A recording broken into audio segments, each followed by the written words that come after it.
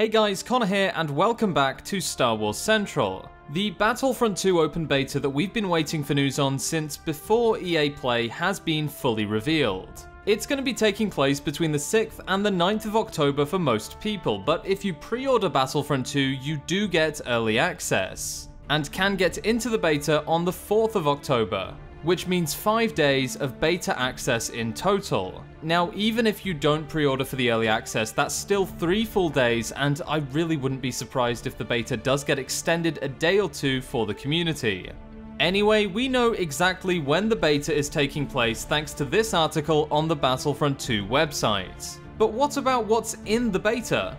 What game modes, maps, and content are we going to get our hands on in October?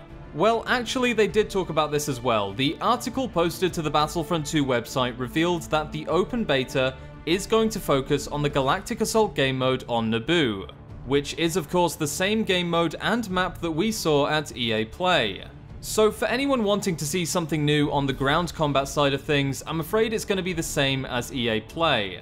But remember, for most people this is new content that they have not played yet. I was personally lucky enough to be flown out to play Battlefront 2 in LA back in June. I've played the Assault on feed and it's absolutely fantastic. And as long as there are some simple adjustments in time for the beta, maybe some rebalancing, then it's definitely going to be good. But either way, this is only speaking about the ground combat, because the beta overall is bringing new, unseen content to players in October. The article goes on to confirm that the beta will include a multiplayer Starfighter Assault mode.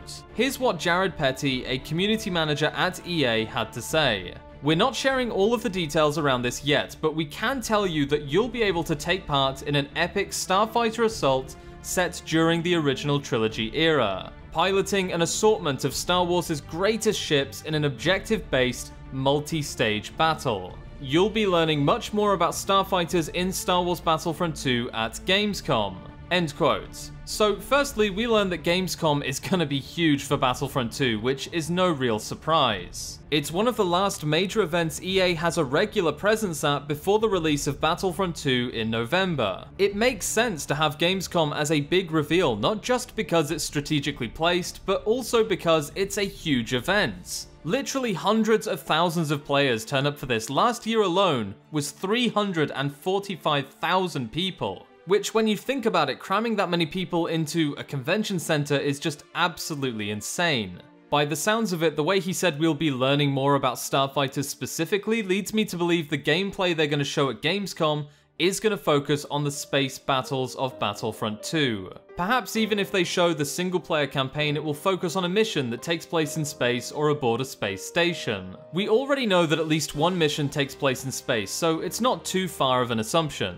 Anyway, as I said before, this Starfighter Assault mode is in the original trilogy, so that means we get to see X-Wings, and hopefully, fingers crossed, playable Y-Wings and TIE bombers. I see no reason why they shouldn't be playable at this stage. It's something I've personally been waiting on since the last game, and was something I think I mentioned in about 20 videos last year alone.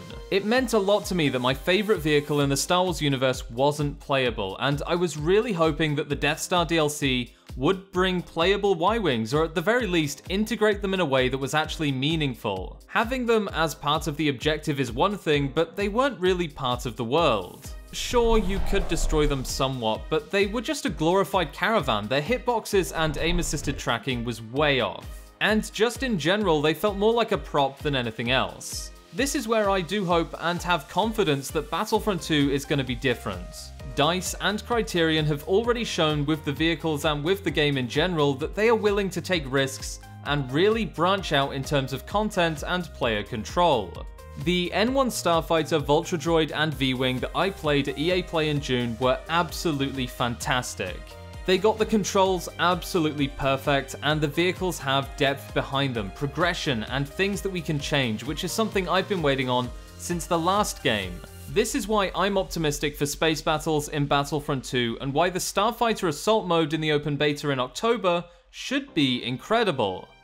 Now, you may have noticed I didn't say motive here, not because they're not taking risks or giving us good content. On the contrary, I think they're doing a great job with the single-player campaign from what we've seen so far. It's just that we haven't actually seen single-player gameplay yet, and I want to see that before I pass any judgment on their direction with the campaign.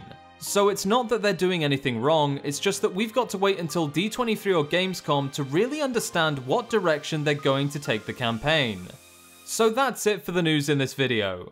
To recap, we learned that the open beta is coming in October from the 4th to the 9th if you pre-order. If you don't pre-order for early access, you will still be able to play from the 6th to the 9th. 5 days if you pre-order, 3 days if you don't. It's entirely up to you, but personally, I'm going to be pre-ordering. This way, the extra time in the beta will be more helpful in learning some of the new mechanics and getting more hands-on time with the new content. We also learned that the open beta is going to have a Starfighter Assault mode set in a multi-stage battle in the original trilogy era, and will have the same Assault on Theed mode from EA Play.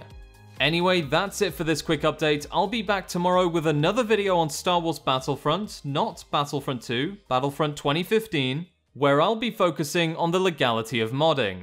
Something I think everyone should be aware of to make sure they don't get banned. It's just a topic that I missed when I was on holiday, and from the people I've spoken with from our community Discord, and just seeing people on the Reddit and the forums in general, it seems there's a lot of confusion. Something tomorrow's video is aimed at helping, which is why tomorrow's video is going to outline the basics and why you still do need to be careful. Anyway, thank you guys so much for your incredible support. I'll see you next time, and may the Force be with you.